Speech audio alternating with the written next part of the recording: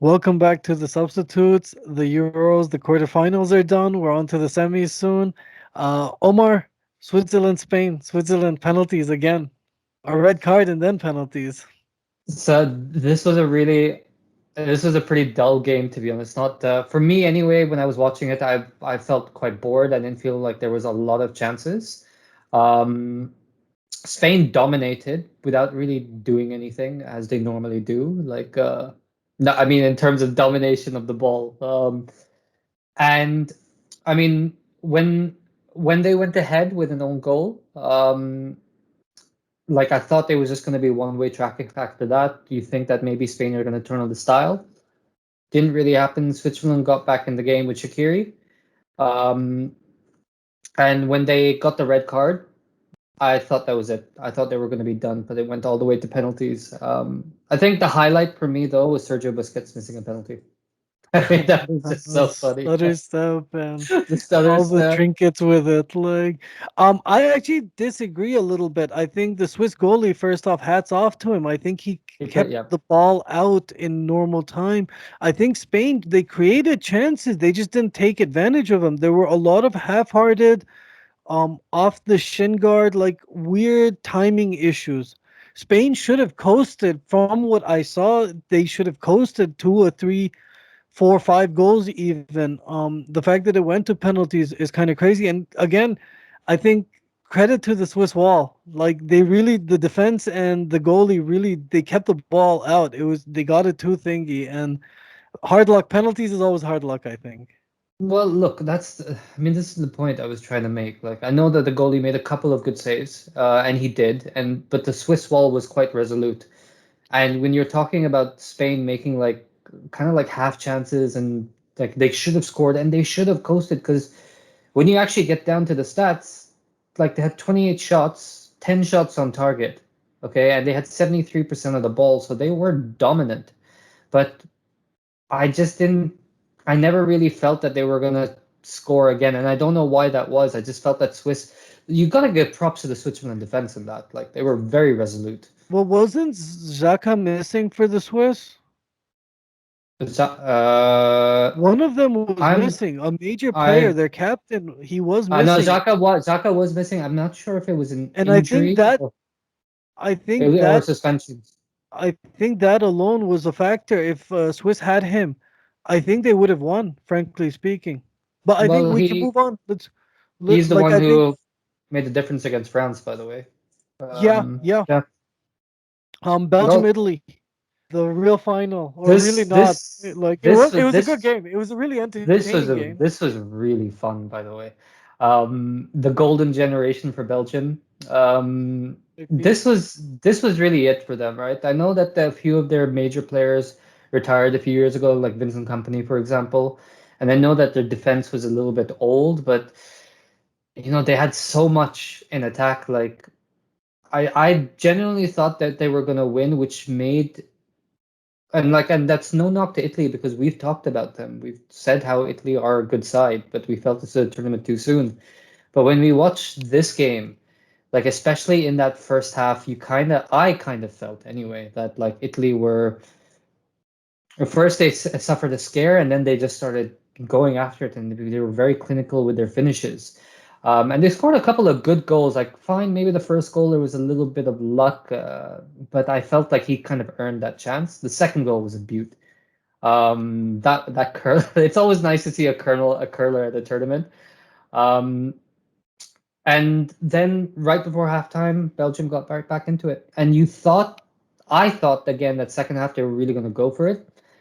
And in the second half, that's where Italy kind of, showed what they're about. Like we're also a very defensive side we can be, and they just like a Swiss wall, but this was the Italian wall. Like here we are here. These are the masters. So The good old days are back yeah, with the like twist, with the they were offensive comfortable. masala. That's true, and that's the thing. Like I feel bad for this golden generation for Belgium, but it's kind of like the golden generation for England now. They could have been. Well, with Belgium, commiserate because Kevin De Bruyne is basically on like one pinky at this point. Like he's not even on Yes. one 2 feet. He's not even on one foot. it's kind of, he's the like a Terminator man. I don't know, like he's a bionic man at this point. And I feel bad because, he had a deep run at City, he had a deep like mid run here. Injuries happened at the tournament in the previous games, so I just like he keeps getting knocked around and he keeps somehow continues to play, but obviously at some point that will take its toll. Belgium, yeah, the golden generation, it's over, I think. In hindsight, they had a decent run. The commentators were talking about this, and there was some debate about whether it's a solid run or an amazing run or a good run. With this golden generation, I don't know. I think the jury's still out. I would wait for the next one just to make sure that, once this Lukaku KDB is out, like genuinely those guys are out, then I'll start. Um, the autopsy, I think, can happen. I still think we're still like it's the last tournament or the second last tournament. We're still one away from a completely new Belgian team. Yeah, well, I actually think that there's going to be a big revamp at the next tournament. And I think they do need some new blood, but we need to see where they stand, who their young players are going to be, whether they're talented enough like to actually break into the squad. But it happens to every team. Every team needs to be taken apart. And for me, when I look at it, like, they were at one point number one in the world. They had an amazing run in the last World Cup. They finished third when they beat England in the well, in that third versus fourth match. Runner up match, yeah. Yeah, the runner-up match. I just felt that this team could have done a bit more. And Well, that's like, that's yeah. well, from going from teams that could have done more to teams that have done more, Denmark 2, Czech Republic 1. The fairy tale continues. 94. There's some like 92, excuse me. The like So those yeah, or the like inspiration of 92. Who knows? so this is the weird one. I put Czech to win this one, and As did because I. yeah, they were a very high pressing team, and I know Denmark were also a very high pressing team. Like, they're full of energy. But in the first like 20-ish minutes, like you kind of felt like they were just a little bit overwhelmed. But like, sorry, Czech Republic, they were completely overwhelmed by the occasion. And so Denmark were played really, really well. They scored quite early. And then this is in the first half. You saw Czech Republic coming back into it, and you should have seen the cross for the second goal. That was so cool. You saw the outside of the right foot, and it was a beautiful ball. So second half, you saw Czech Republic come into it, but this is one thing that I saw that at a certain point in the second half, both teams kind of just looked very, very tired. And this is the effect of a really long season. I'm not going to say Denmark defended well. I just think both teams just got really tired, so it just became like a meh game. But I'm really hoping that Denmark can go all the way because of everything that's happened to them. Like last last recording, I said I didn't think they were so impressive, beating Wales and beating Russia 4-0. They had a bit of a stop-start tournament, but now, they've made the semifinals. Good for them. I really hope they win. So I had predicted for Patrick Sheik to score. He did that. This guy's a goal machine. He needs to be picked up by somebody. I don't know who. I've never met. I've never seen this guy before. It might be my ignorance, or he might be a find of the tournament. I'll ask you guys the comments. Let me know, or let us know. Excuse me. Denmark, the fairy tale continues. I actually want to take a side point here for a second and make a side note that I've in this tournament, a lot of the goals have been individual talent more than team based. Where in the past, when Germany won the World Cup, they were very team oriented. There was a lot of dinging and donging, tiki taka kind of stuff. There's Spain, obviously, the kings of the tiki taka sort of thing. Even France, when they won the World Cup 2018, when they, you know, Kante to Pogba, Pogba to Griezmann, Griezmann to Thing. There was a like a team movement, a beauty of it, almost total football kind of thing. This tournament, I feel, has been very isolated incidences, or that Italian, the second goal, very or Pogba's goal from before. And I want to segue that with England's good for them, good for them. England's performance against Ukraine, which was more, I feel, a team effort. But tell me. I do feel like the first half was England scored fairly early, and I'm gonna give a shout out to Luke Shaw because I think he's been one of the best creators in this tournament. And coming back off another Mourinho criticism, he assisted with a set piece with so good for him. That shut Mourinho up instantly, and then he played well throughout the game. And I think first half was a little bit dull, but England were a little bit solid. And in the second half, they just kind of blitzed Ukraine apart. And there were a few quick-fire goals between Maguire and Kane, with Shaw assisting again.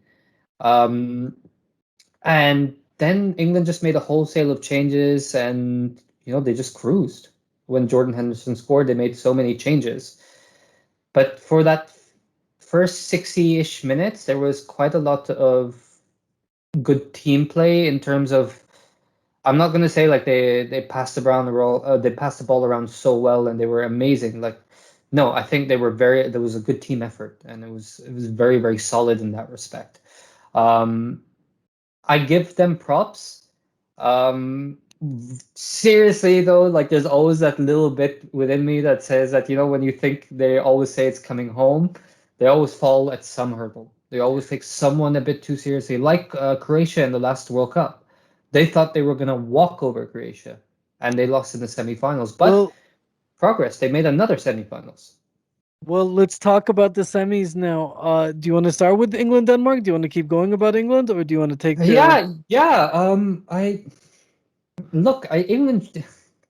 We've been saying, like? Is this the game you were talking about? Is this the Croatia yeah, game? yeah, My yeah, question. yeah. Like this is the type of thing that I'm looking at. Like England and Denmark, you really do feel whether um this is going to be a repeat of that. They look at Denmark, oh, Denmark have had a fairy tale run, but we're way better than them. We're going to win and we're going to reach the final. I don't think England should be complacent. Like I hope, like for them, for the players, I hope that they've learned from that occasion. But I don't Um, think they will be. I'm not sure what, like, you don't think Gareth Southgate has shown in this, especially with this 4-0. What I like about this 4-0 against Ukraine is that's what you're supposed to do. That is the benchmark for a big team. A Germany going against Ukraine is meant to win in a canter 4-0. By account, abs there's not supposed to be this like doubt kind of thing, right? It's not doubt, but there's so much history behind England. They haven't won for how many years? Like 50 something years, dude. Like it's gonna be, yeah. They haven't won since 1966. No, sure, but the So next game is against Denmark. We're not talking about the 70s, the 80s. yeah, but you know what? They said kind of the same thing against Croatia 3 years ago. But They said the same Croatia thing. had Perisic, Modric. There's They a had a good good. side. They had a good side, absolutely. But the way that they approached the game, at least from the fans' point of view, complete arrogance, and that might have translated to the players. Like like let's be arrogant about it. And there's nothing wrong with being arrogant if you're a good side, but when you haven't won anything for so long, there's that weight of expectation on you, and you have to break that. You have to be strong enough to break that. And this is a test for England. Can you reach a final? One. That's the first major test. And the second one is to actually win the thing. But first, focus on the semi-final. And so, what's the prediction then? England, Denmark. Does England reach the final? Yes, I think that they should. But with this Denmark side, like there's always a little bit of a question mark. Everything that they've been through, like good for them. And if they pull off an upset, I'd be really happy just because of everything they've been through. But I think England should win this. I agree. I think England should win it, but just in case the universe is has its ears open and is listening, I hope Denmark can win in penalties. Oh, that's cruel, man. That's very, Um, very cruel. Now let's go to the old guard, the classic European tie, apparently the most played tie in all of the Euro Cup, Italy, Spain. Um, I didn't know that stat, by the way. Look, this is going to be a very interesting match. This is going to be a very possession-based team versus a very exciting team that can attack and defend. Now, I said before that who I thought was going to win between Italy and Belgium is going to win the tournament. And so I'm going to stick with my thing. I think Italy have a really exciting young squad. They did, however, suffer a key injury to their left back. So I don't know how that's going to set the balance of the team. And that is a very key injury, by the way. You know how Italy play. So I would hope that they can still go through. I really like the way that they play. I like the way that they attack. I like the way that they defend. I think this team is young enough to actually play good football and go all the way. And play So different styles. So I actually agree. It's young enough, and I actually think, it's also old enough. It has maybe yes, just yeah, yeah, I might have center back. wrongly analyzed it where this is the tournament. This is the healthy mix of young and old. I mean, Chiellini alone is like three men, like three Yeah, yeah. like But wise he men was put together. Yeah, but to be honest, like the way that he's playing, it's kind of Maldini-esque when you think about it. Maldini The- played till he was like 39, and he was still. I mean, the guy is considered to be one of the greatest defenders, if not the greatest of all time. And I thought about this. There's something in the Italian waters because these dudes, they age like I can't like tell you, timeline, yeah, Pirlo, Buffon. It's a lot. It's a list. It's not just one or two guys. There's a tradition there, you know. Um, absolutely. with Spain, I just want to also mention here, from my perspective, Spain have not been where Italy have been so cool to watch going forward. And I never thought I would say that in my Yeah, lifetime. They've been so attractive and like brilliant going forward, and they are sort of that team I'm talking about that when they do score, there's individual brilliance, but there is some team effort there as well. Spain, on the other hand, there's a lot of team effort, but there's not that individual brilliance. Every time I see them, they have clear shots or what should be reasonably clear shots on goal that they're, if anything, and you can tell this, they're shooting straight at the goalie. They're not shooting in the thing, and that often is an indicator, or the experts say that that's an indicator of a lack of confidence. And we've heard about Morata, but I think that that's maybe they're confident now because they've reached the semis, but I don't know, this Spanish team, despite winning and having reached the semis, I'm still very underwhelmed by them. Whereas this Italian team, even if it was penalties, you know what? They're here and they're good. They're solid. They're solid. They've scored goals. They've defended. They've done that mix, the healthy mix of being down, being up, the tournament sort of development. They've really had a good tournament. I want to take a little bit of a different view, right? Like I do agree with you about Spain being a little bit underwhelming, but at the same time, they've showed a lot of character to get here. But okay, so we'll put it this way: if Spain go out, then we'll like they that underwhelming story. It definitely still works for the side. But if Spain, like they have still showed grit to go come here, and if they manage to win this, you have to give them a little bit of hats off because of their disrupted preparations for the tournament, the fact that they haven't played particularly well. Um, like either way you look at it, if they win, like good for them. If they lose, they had been a bit underwhelming. That's the power of the narrative. That's the win and the Yeah, loss. That's the thin line between a win and a loss right there. And legacies, right? And the whole thing. That's the whole shebang right there. Um, absolutely. And it's. I do think Italy are going to go through. I S- hope that they do win it. I Spain hope that they can go through. Spain has shown grit. I'll agree there. They've been very strong and resilient, but they also have had an easier schedule. They've not had the toughest schedule either, right? Like they played Switzerland the match before. They played Croatia. Croatia without Perisic in the rounds of 16, and then it was Slovakia and stuff like that in their group stages. But listen, this is the the tournament of attrition. Whichever team can handle losses and deal with chemistry, this one especially has been very, just because of the amount of football, there's injuries are piling up, stamina is an issue, fatigue is there. So this has become the tournament of attrition, and that sort of shows with a young Italian team there, a youngish Spanish team, and then England. I mean, they've got an They've got a embarrassment of young side. riches these days. They- No, but it's Yeah, just, yeah, well, they have an embarrassment of riches these days of really do. 25-year-old speedy footballers. I don't know, like trickster footballers, Loki style, and Denmark, which is again that Cinderella. Just they've been there. They've, and that's the theme of the tournament has just been resiliency, attrition, resiliency, keeping at it. Yeah, I do feel that is the case with this tournament. Like whoever can go the distance because of the amount of football played, the injuries that have been piling up. Um, it's it's weird to see, and England have been very lucky in that respect. They haven't had that many injuries. Their bench is surprisingly amazing, right?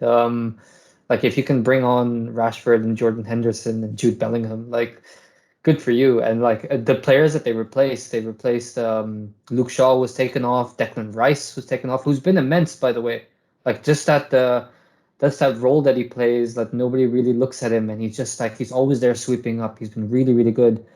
Raheem Sterling, who to let's just say some Liverpool fans will hate that he's doing so well. Like they've been solid. Um and they haven't had any injuries. And that's on a personal note. I'll just end with France will rue this tournament for that reason. They were healthy. They should have. We're learning chemistry issues now and stuff, but they will rue this tournament because they were healthy. They should have taken it all the way easily, just with Absolutely. their lineup and everything, and having won the World Cup before. Yeah, man. I agree with that. What do you guys think? Like, share, subscribe, comment. Tell us what you're thinking. How do you think of this tournament? Is it the tournament of attrition?